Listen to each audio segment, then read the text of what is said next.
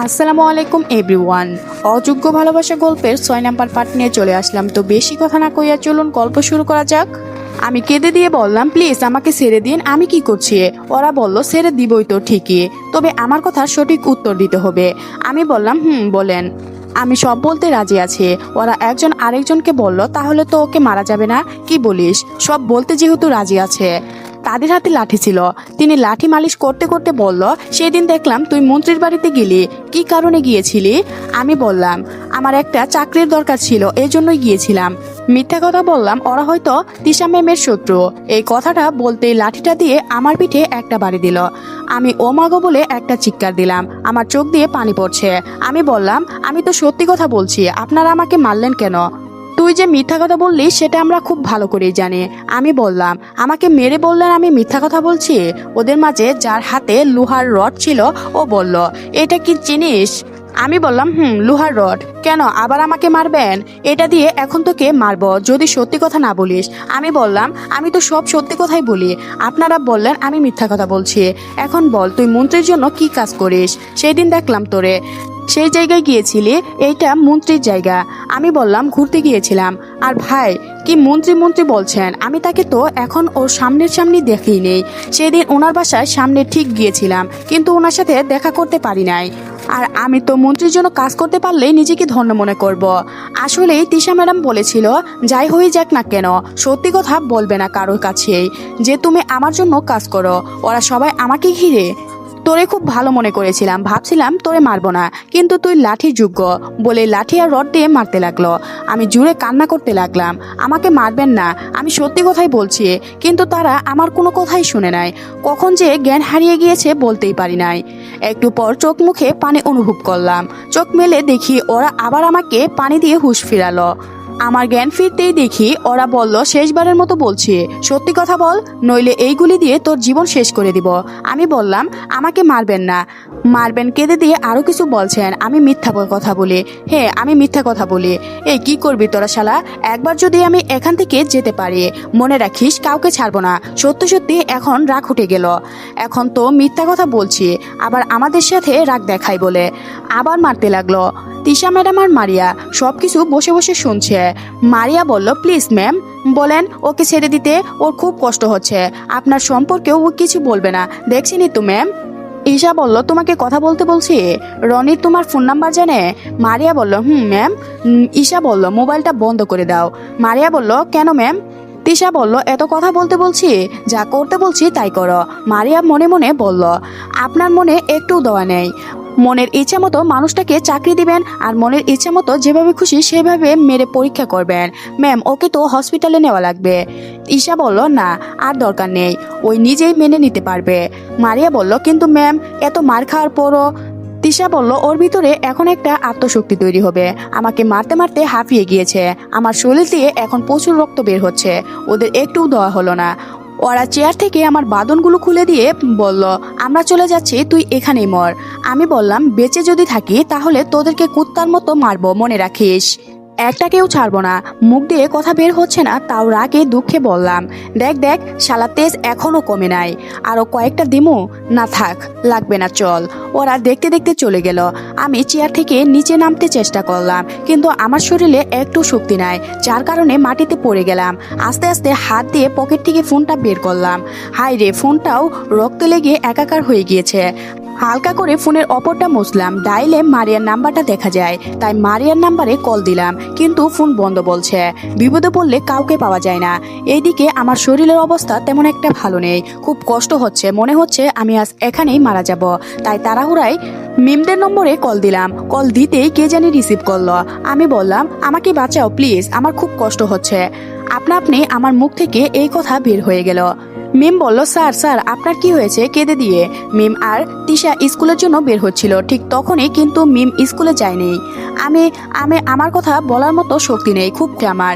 মিম এই সামনে একটা বুড়ের ঠিকানা দেখা যায়, তাই মিমকে বলল বাড়িতে আমি পড়ে আছি, পারলে আমাকে বাঁচাও, আমি মনে হয় আজ মারা যাব। মিম বলল স্যার আপনার কিছুই হবে না, আমি আসছি। আমি যে মুখ দিয়ে কথা বলার এই শক্তিও পাচ্ছি না, আমার চোখ দুটো আস্তে আস্তে বন্ধ হয়ে গেল। মিম দৌড়ে তার বাবাকে বলল, মিম বাবা বাবা কান্না কারণে কিছু বলতে পারছে না। আঙ্কেল বলল কি হয়েছে রে মা, তুই এভাবে কান্না করছিস কেন? মিম বলল বাবা ওরা রনি ভাইয়াকে মেরে আমি এই জায়গায় রাখছি, স্যার আমাকে কল করেছে, উনি নাকি আর বাঁচবে না। আঙ্কেল বলল তাহলে দাঁড়িয়ে আছিস কেন, তাড়াতাড়ি গাড়ি বের কর, দেখি কি হয়েছে। মিম বলল বাবা তুমি নিচে যাও, আমি আসছি।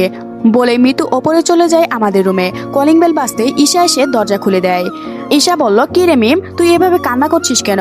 মিম বলল কথা বলার মতো সময় নাই, তাড়াতাড়ি আমার সাথে চল। বলেই ঈশার হাত ধরে নিচে নিয়ে যায়। মিমের বাবার গাড়ি নিয়ে দাঁড়িয়ে আছে, তাড়াতাড়ি গাড়িতে উঠে আর ড্রাইভার গাড়ি চালাতে লাগলো। ঈশা বলল কি হয়েছে মিম, বলবি তো? মিম বলল তোর ভাইকে কারা জানি মারছে। ঈশা বলল কি বলছিস এসব? মিম বলল আমাকে স্যার কিছুক্ষণ আগে কল দিয়ে সাহায্য চাচ্ছে। ঈশা বলল কি বলছিস, আমার ভাইকে আবার কে মারবে? আমার ভাইয়ের তো কোনো শত্রু নাই, কেঁদে দিয়ে।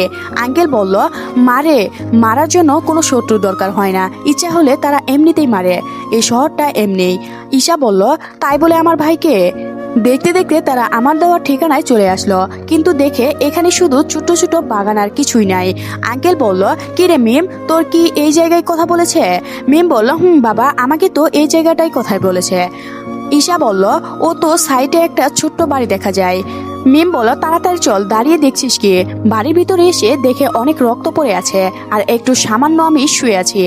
এটা দেখে মিম আর ঈশা কান্না করতে লাগলো আমাকে ধরে।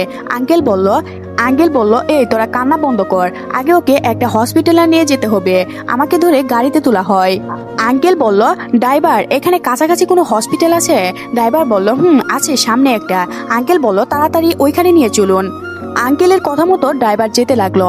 একটু পর আমাকে হসপিটালে নিয়ে যাওয়া হলো। হসপিটালে আমার অবস্থা দেখে ডাক্তার তাড়াতাড়ি ইমার্জেন্সিতে নিয়ে গেল। ঈশা আর মিম কান্না করছে। আঙ্কেল বলল তোরা কান্না করিস না, ওর কিচ্ছু হবে না দেখিস। তিশা বসে বসে কার সাথে যেন কথা বলছে। মারিয়া বলল ম্যাম রনির খবর কি? তিশা বলল মার থেকে মাসির দরদ বেশি এখন দেখছি। মারিয়া বলল ম্যাম ও তো আমার সাথে কাজ করে, এর জন্যই। সুমাইয়ের ফোনটা বের করে আমাকে যেখানে নিয়ে যেয়ে মারা হয়েছে সেইখানে কাছাকাছি হসপিটালে কল দিলাম। তিশা অনুমান করছে এখানে নিয়ে যাবে, কাছাকাছি হসপিটাল ওইটা। ডক্টর বলল হ্যালো কে বলছেন? তিশা বলল আমাকে চেনেন না ডক্টর? তিশা ম্যামের কণ্ঠ শুনে চিনে ফেলল। ডক্টর বলল ম্যাম আপনি আমাদের হসপিটালে কল দিলেন, আমার তো ধন্য হয়ে গেলাম। কিভাবে আপনাকে সাহায্য করতে পারি ম্যাম? তিশা বলল এখানে রনি নামে একজন রুগী এসেছে। ডাক্তার বলল জি ম্যাম কিছুক্ষণ আগেই এসেছে, তবে ওর বেশি অবস্থা খুব ভালো না, হয়তো রক্ত লাগবে। তিশা বলল রক্ত আর যাই লাগে সবকিছু জোগাড় করবেন, আর একটু পর আমার সিকিউরিটি আসবে, কোনো সমস্যা যেন না হয়। ডাক্তার বলল জি ম্যাম সব হয়ে যাবে, আপনি কোনো চিন্তা করবেন না। তিশা বলল আর আমি যে এই হসপিটালে কল দিয়েছি কেউ যেন না জানতে পারে। ডক্টর বলল জি ম্যাম কেউ জানবে না। রোগে আপনার কি হয় ম্যাম? তিশা বলল এসব জেনে আপনার লাভ নেই, আপনার কাজ আপনি করেন। ডাক্তার বলল জি ম্যাম। তিশা চিন্তা করতে লাগলো, এত বেশি মারটা ঠিক হয়নি। মারিয়া বলল ম্যাম সবকিছু ঠিক আছে তো? তিশা বলল কিছুক্ষণ পর তুমি গিয়ে হসপিটালে বিল দিয়ে আসবে আর রনিকে 50,000 টাকা দিবে। বেচারিকে এত বেশি মারা ঠিক হয়নি। মারিয়া বলল ম্যাম আমি আগেই বলেছিলাম ও খুব ভালো ছেলে, আপনার সম্পর্কে একটা কথাও বলবে না। তিশা বলল তোমার কথাই ঠিক ছিল। সবাই বসে বসে চিন্তা করছে আমার জন্য। ঈশা বলল আঙ্কেল আমার মা তো আমার জন্য চিন্তা করবে, আমি বলে আসিনি, আর মাকে ভাইয়ের কথা বলবো? আঙ্কেল বলল কিছুই বলতে হবে না, পরে উনি চিন্তা করবেন, পরে দেখা যাবে ওনার কিছু হয়ে গিয়েছে, আমি বাড়িতে গিয়ে কথা বলছি। মিতু বলল বাবা তুমি বলে দাও, 1 ঘন্টা হয়ে গিয়েছে, ডাক্তার আসার এখনো খবর নাই। কিছুক্ষণ পর ডাক্তার বের হলো। আঙ্কেল তাড়াতাড়ি ডাক্তারের সামনে গিয়ে আঙ্কেল বলল কি অবস্থা রোগীর এখন? ডাক্তার বলল আলহামদুলিল্লাহ এখন ভালো আছে, কিছুক্ষণ পর রোগীর এখন জ্ঞান ফিরবে। আঙ্কেল বলল অনেক অনেক ধন্যবাদ আপনাদেরকে। মিতু বলল বাবা স্যার ভালো আছে তো? আঙ্কেল বলল রে মা ভালো আছে, কিছুক্ষণ পর জ্ঞান ফিরবে। ঈশা বলল আমি জানি আমার ভাইয়ার কিছুই হতে পারে না। যখন আমার জ্ঞান ফিরল তখন দেখি আঙ্কেল আমার সামনে বসে আছে। আঙ্কেল বলল কেমন লাগছে বাবা? আমি বললাম জি অনেকটাই ভালো ফিল করছি। আঙ্কেল বলল একটু দেখে শুনে চলবে না? আচ্ছা তোমার কিভাবে কি হলো? আমি বললাম আসলে আঙ্কেল হয়েছে কি কিছু পোলাপান আমাকে আটকিয়ে বলে আমার কাছে যা আছে সব দিয়ে দিতে, আমি কিছুই দেইনি, এজন্যই তারা আমাকে অন্য জায়গায় নিয়ে মারছে। মিথ্যা বললাম। আঙ্কেল বলল বুঝতে পারলাম, তুমি থাকো, আমি কিছু খাবার নিয়ে আসছি। আমি বললাম আরে আঙ্কেল লাগবে না। আঙ্কেল বলল শুয়ে থাকো, বলেই চলে গেল। হঠাৎ আমার বুকে কে জানি লাফিয়ে পড়ল। আরে এটা তো দেখি মিতু। মিতু বলল স্যার আপনার কিছু হয়নি তো? কত টেনশনে ছিলাম জানেন। আমি বললাম এখন সরো আমার বুক থেকে। জোর করে সরালাম। ঈশা বলল ভাইয়া তোর যদি কিছু হয়ে যেত আমরা কি করতাম? আমাদের কথা একটু চিন্তা করলে না? আমি বললাম আরে বোকা বোন, আমার কিছুই হবে না, কান্না করিস না। মিতু বলল আপনি আজকে থেকে আর বাসা থেকে বের হতে পারবেন না। আমি বললাম কি যে বলো না তুমি। ঈশা বলল ভাইয়া তোরে এভাবে মারছে কে? আমি বললাম এসব শুনে তোর লাভ নেই, তুই চিন্তা করিস না, আম্মুকে কিছু বলিস নাই তো? ঈশা বলল না ভাইয়া কিছু বলি নেই, পরে আম্মু আবার চিন্তা করবে। আমি বললাম ভালো করেছিস। মারিয়া বলল রনি এখন তুই কেমন আছোস? আমি বললাম যা তুই আমার খবর রাখতে হবে না, বিপদ বললে কাউকে পাওয়া যায় না।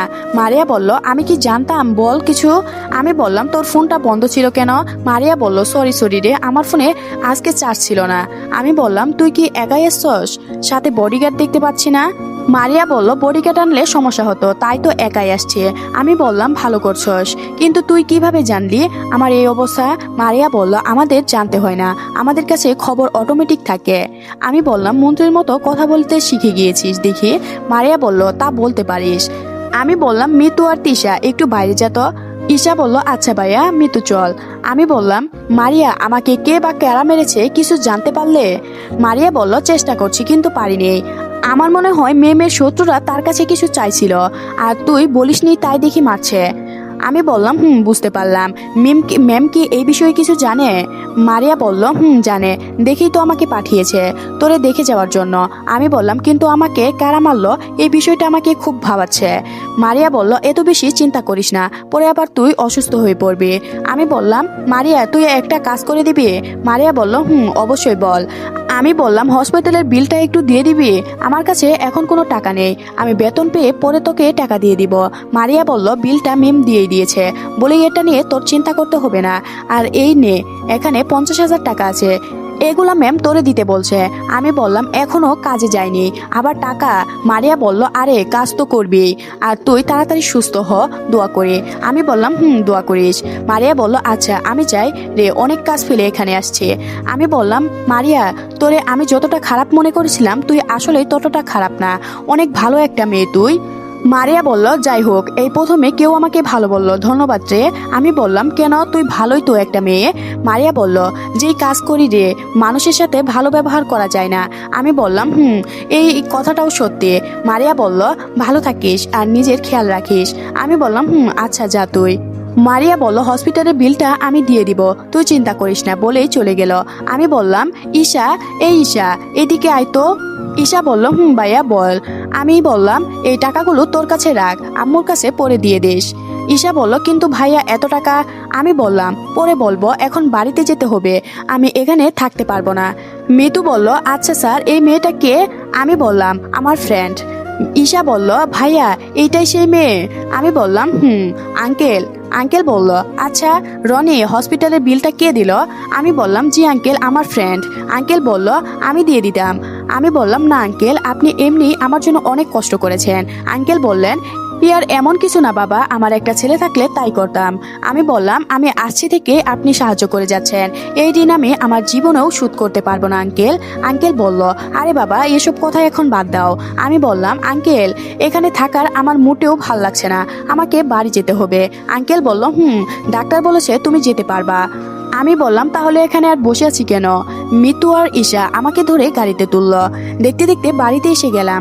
গাড়ি থেকে নেমে ঈশা আর মিতুর সাহায্যে বাড়িতে আসলাম। আম্মু আমাকে দেখে অনেকটা কান্না করছে। আমি আমার রুমে গিয়ে বিছানায় বসি। আম্মু বলল বাবা তোর এখন কষ্ট হচ্ছে না তো?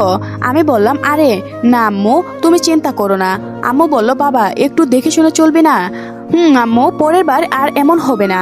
তো আজকের গল্পটি এ পর্যন্ত শেষ হয়ে গেল। ধন্যবাদ সবাইকে, ভালো থাকবেন।